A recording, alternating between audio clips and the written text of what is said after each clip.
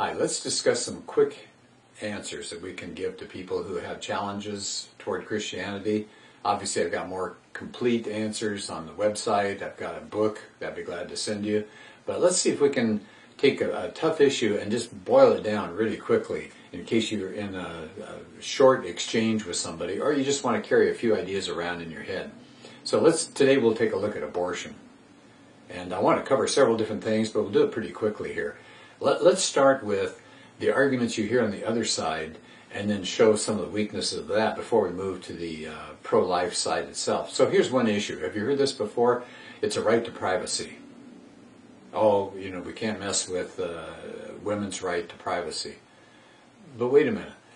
Do we have ultimate right to privacy in this society?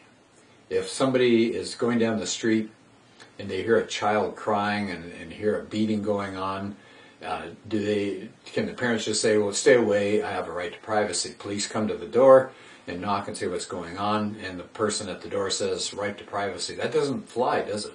So is there an ultimate right to privacy in this society? Absolutely not.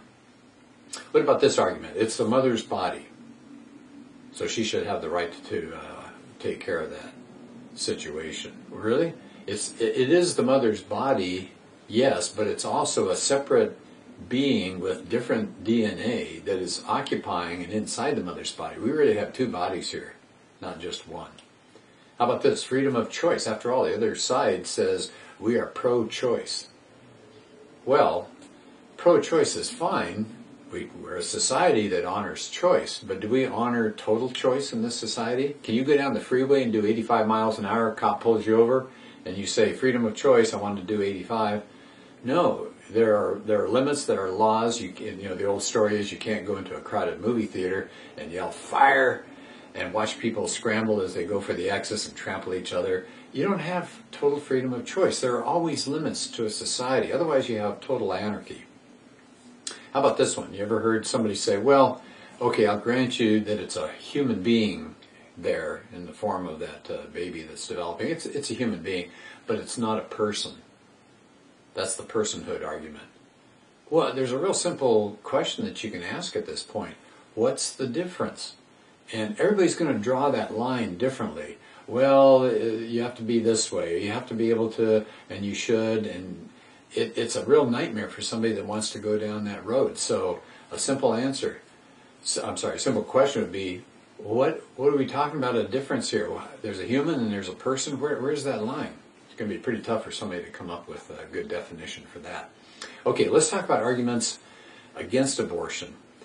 This is something that was developed by Scott Klusendorf. It's called the Sled Test, S-L-E-D, and it stands for 4 words that we're going to use to see what people notice when they look at the difference between the born and the unborn baby. And if there's a huge difference, then maybe we should treat the unborn differently. But if there's no difference at all, why are we treating some as able to put them to death and others we don't put to death? So let's do the S in SLED. So the S stands for size. Okay, that is a difference. There's no doubt about it. There's a different size between the unborn and the born. Are we going to say because of that we have the right to kill the unborn but not the born? Does a 10-year-old who's bigger have more rights than a 5-year-old who's smaller? There's a size difference there, but there are no rights differences. So that seems like a silly thing to look at if we're comparing the born to the unborn. How about the L? The L stands for level of development. Now, is it true that the unborn is less developed than the born? Yes. But once again, is that a relevant difference? Is it such a big difference that we should be able to kill the one and let the other one live? Absolutely not. So that's S, that's L. How about E? The E is environment.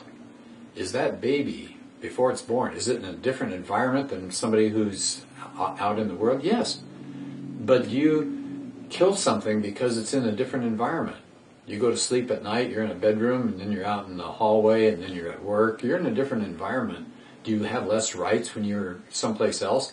You're 6 inches away in the birth canal from being born. Do you lose your rights because of where you're located, the environment? No, absolutely not.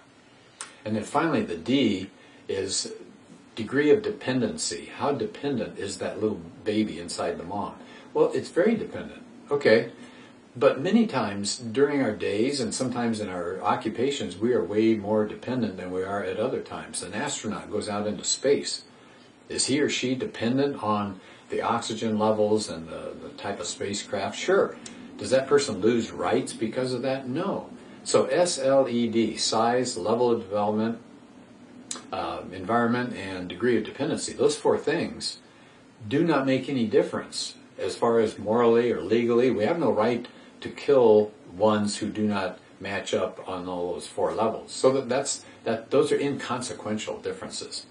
Okay, what else can we say that would be opposed to abortion? Well, we know that there are psychological and physical problems that come about because of it. The other thing I would say is that abortion cheapens life to the point that, after all, if you can kill them inside the mother's body, why can't you kill them when they come into this world? And unfortunately, that's where we're heading. Infanticide is starting to be preached. It's starting to be voted on. It's starting to happen. People who are being consistent say there is no difference. Peter Singer, as an example.